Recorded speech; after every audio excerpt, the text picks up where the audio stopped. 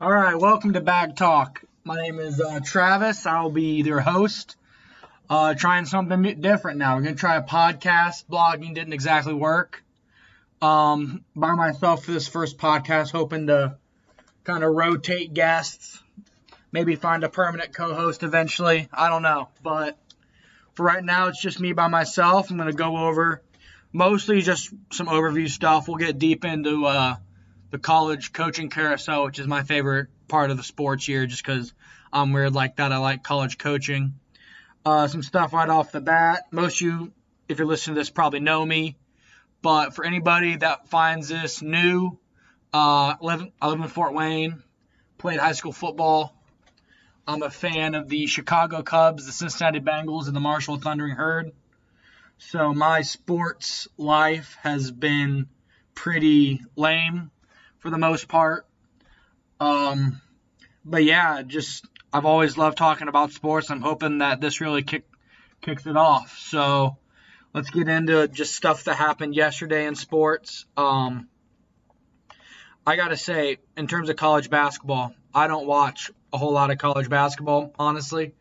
I watch the conference tournaments, and I'll watch, if Marshall's good, I'll watch a couple Marshall games. I'll watch whatever's on TV. I'm not a huge fan of college basketball like most people in Indiana are.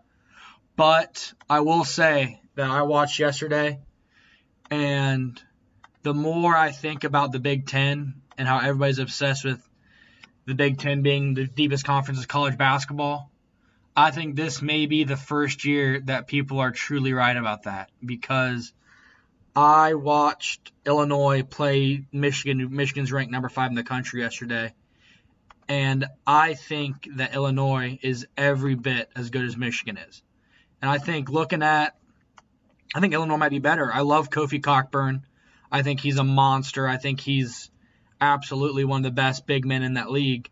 And when you look at the conference, really, I mean, teams that are going to be in the tournament, Ohio State's going to be in there, Michigan State's going to be in there, Purdue's going to be in there, Penn State's going to be in there, Illinois going to be in there, Maryland, Michigan.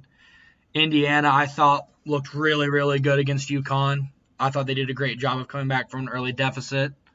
And then you look at some of the teams that are flying under the radar a little bit. I mean, Iowa's 7-3. Iowa's got a couple big wins. And Rutgers under Eric Piskel has built a pretty solid program recruiting out of the Northeast. So I think they're definitely a team to look out for in the Big Ten. And really outside of that, I haven't watched a lot. My main takeaway has been that it just seems nobody's really good this year. We don't have Duke from last year, who is just the best team in the country by a wide margin. We really seem to not have that this year. It's surprising.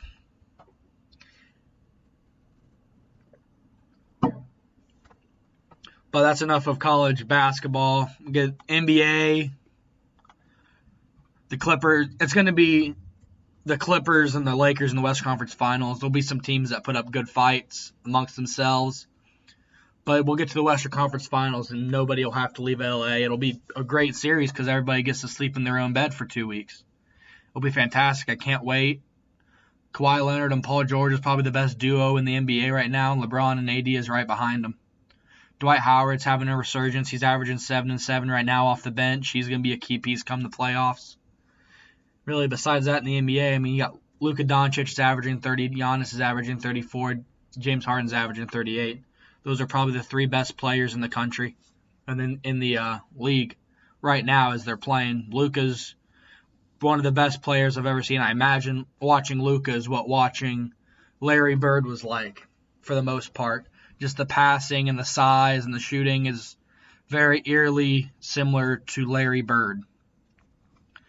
Enough of that. We'll talk about the NFL at a later date. As a Bengals fan, I really don't care this year. We'll get into what I have on the line coming down the stretch.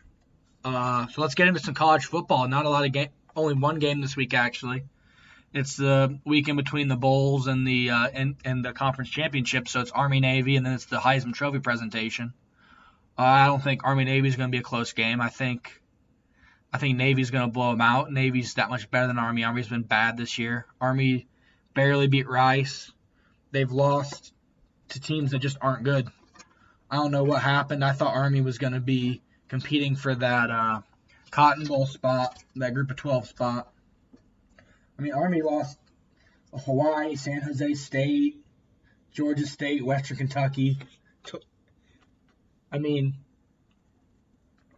talk about a disappointing team. I thought they were going to win 10 games again, but they're still building. I like what Jeff Monken's doing there. He's obviously there for the long haul. He had reportedly some calls to take bigger jobs, and he stayed at Army, so good for him. The Heisman Trophy.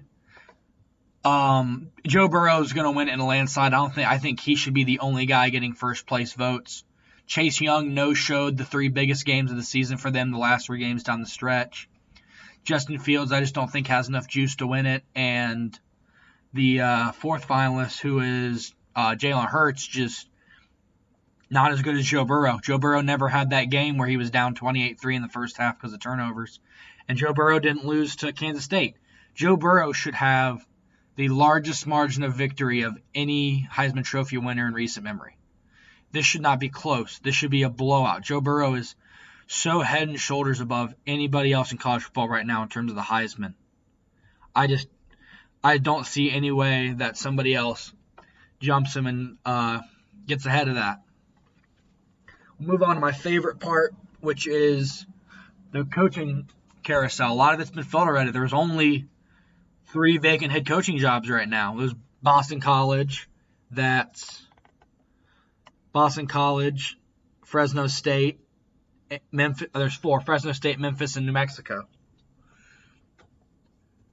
Boston College replacing Steve Adazio. He actually took the job at Colorado, or he was fired after going 7-6 for what felt like 8 straight years. Never gained any ground, never really lost any ground. I always thought he was a good coach there. I liked him when he was the O coordinator at Florida when they were winning national championships. I liked him at Temple. I think he'll be good at Colorado State. I think he's a great Group of 5 head coach. Colorado State should be an easy place to win. They got new facilities. They're in a pretty good recruiting ground, and they don't have a big power team to compete against because they're very close in terms of talent level to Colorado at all times. The other vacant head coaching job, we get Fresno State. Jeff Tedford, longtime Cal coach, was at Fresno State. He retired this week due to health issues. He'd previously taken off a year in 2016, I believe, due to health issues. So he's a really good offensive coach. He's great at developing quarterbacks. I hope he gets it together and stays healthy and can come back and coach again because he's only 58 years old, so he's still got gas in the tank in terms of age spot. But 3 years at Fresno, he was 26-14, went 6-8 in the Mountain West, won the Mountain West last year. He went 10-2, and then went 4-8 this year, obviously, which is disappointing. He won the 2 bowl games he played in at Fresno State, which he coached at Fresno State. And before this, 11 years at Cal, 82-57. And Cal has really kind of shown to regret firing him, thinking that they could find somebody better than him, and they just couldn't. I mean, he won the Pac-12 in 2006 at Cal. I mean, he developed Aaron Rodgers, Kyle Bowler, a couple other guys. When he was at Fresno State, he developed David Carr, Derek Carr's older brother, who went number 1 overall. I would just always thought he was a really good coach, and I'd be interested to see how Fresno State tries to move on without him. Name that I've heard a lot for that job is Indiana offensive coordinator Kent DeBauer, who I think would be a great hire. He obviously made a big difference for Indiana football this year as the offensive coordinator. I think that'd be a great hire for them, and I think that'd be probably the best bet for DeBauer, and I think Indiana's going to really miss him if he leaves. Third job left open is Memphis. Their head coach obviously hired away by Florida State, Mike Norvell. In 3 years at Memphis, he was 38-15 with a 24-8 record against the conference. He won the AAC championship once, which is this year. And the 2 years before this, he had lost to the juggernaut that was Central Florida in the AAC championship. He's had a great career. He followed around Todd Graham for a while at Tulsa, Rice, Pittsburgh, then Arizona State as offensive coordinator, learning from one of the great offensive minds of the last 20 years in Todd Graham. And I think he's a great get for Florida State. I think Florida State hired probably the best coach available on the market, which fits them because that was the best job on the market. I think he's going to have Florida State back in contention, maybe not winning national championships, but back in that 10-9 win range. And maybe in a year or two. I think the recruiting bed's that nice down there. You got to compete with Dan Mullen, but Miami seems dead in the water right now, as they have been for a while. South Florida's dead in the water, although I like the guy that they hired. We'll get to that later.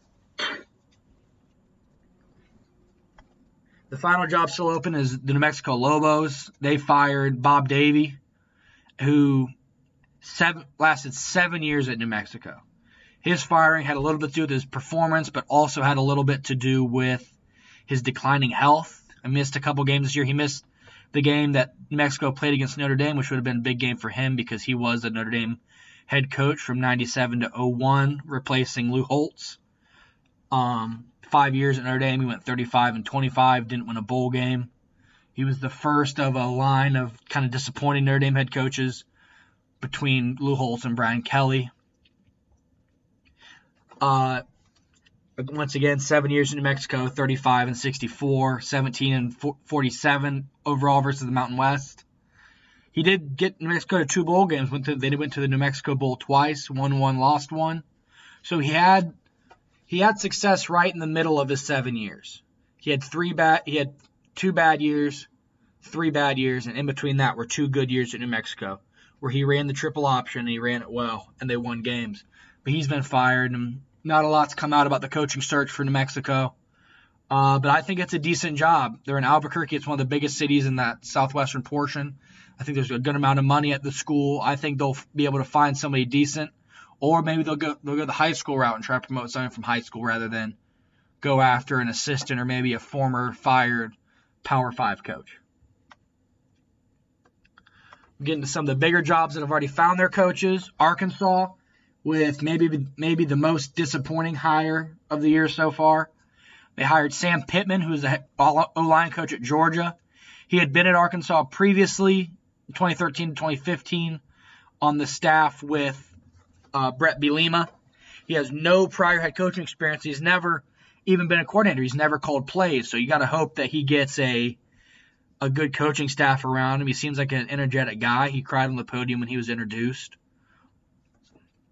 I just can't believe that Arkansas, who's in the Sugar Bowl this decade, they couldn't find somebody with the Walmart money that they have. The people that own Walmart are Arkansas donors. They couldn't find any money to put together to beat out an offer for Lane Kiffin or Willie Taggart or just anybody that has no play calling experience at any level. And they also hired the oldest coach on the market. Sam Pittman's 58 years old. That's the oldest coach anybody's hired by far. Everybody else went young. Arkansas went old. It's kind of like what the Broncos did this past year, hiring Vic Fangio, and everybody else was going young. So we'll have to see how that turns out. I'm skeptical I think Arkansas is going to kind of keep themselves in the doldrums here. Their former